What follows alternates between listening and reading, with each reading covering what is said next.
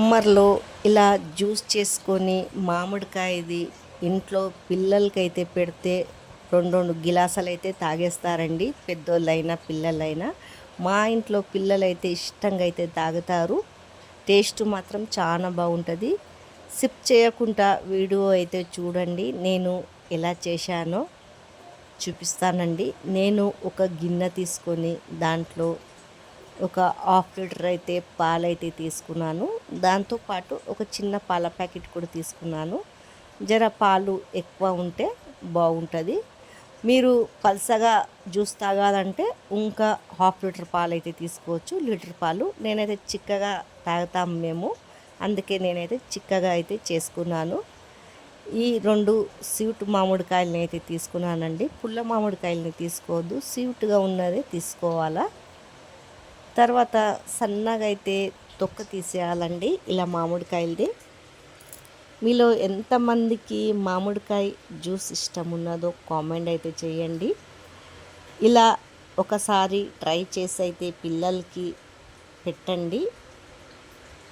తర్వాత నేనైతే ఇలా సన్నగా తరుక్కొని ముక్కలైతే కోసేసుకుంటానండి. చిన్నప్పుడు మా అమ్మ అయితే ఇలానే చేసి పెట్టేదండి మామిడికాయ జ్యూసు. మేమైతే ఇష్టంగా అయితే తాగుతుండే. ఇప్పుడైతే ఈ జ్యూస్ చేసినప్పుడల్లా మా అమ్మనే గుర్తుకొస్తుంది మాకైతే. ఎందుకంటే మా అమ్మ చేసి పెట్టేదండి ఇలా గిలాసాడు అయితే తాగేస్తుండే మేము ఈ సమ్మర్ వస్తే. నేనైతే అమ్మ చేతిది గుర్తుకైతే చాలా వస్తుంది.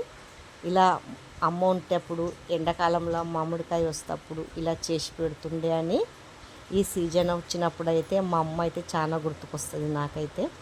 ఇలా నేను చిన్న చిన్న ముక్కలు అయితే కోసేస్తున్నాను. చూడండి, అంతా అయితే గుజ్జి అంతా తీసేస్తున్నాను. నేను మిక్సీ అయితే పట్టనండి, ఎందుకంటే మిక్సీ పడితే మెత్తగా అయిపోతుంది, అది బాగుంటుంది. ఇలా ముక్కలు కోసుకొని తీపికి సరిపోయేంత చక్కెర అయితే వేసేసుకున్నాను. తర్వాత ఇలా అంతా అయితే గుజ్జిస్తున్నానండి. అంత గుజ్జిగా అయిపోతుంది, మెత్తగా ఉంటుంది కదా మామిడికాయ. చూడండి, ఇది అలా అంతా ఇలా చేసేసి తర్వాత మనము చేయితోటే ఇలా అంతా పిసికేస్తున్నానండి. చేయితోటి పిసికితే మొత్తం మరీ మెత్తగా అయిపోతుంది. ఇలా అంతా పిసికేసుకొని చూడండి, ఏ మాత్రము నుండలు లేకుండా ఇలా అంతా మెత్తగా అయితే పిసికేస్తున్నాను. తర్వాత పాలు చల్లారిపోయాక దీంట్లో అయితే వేసేస్తున్నాను.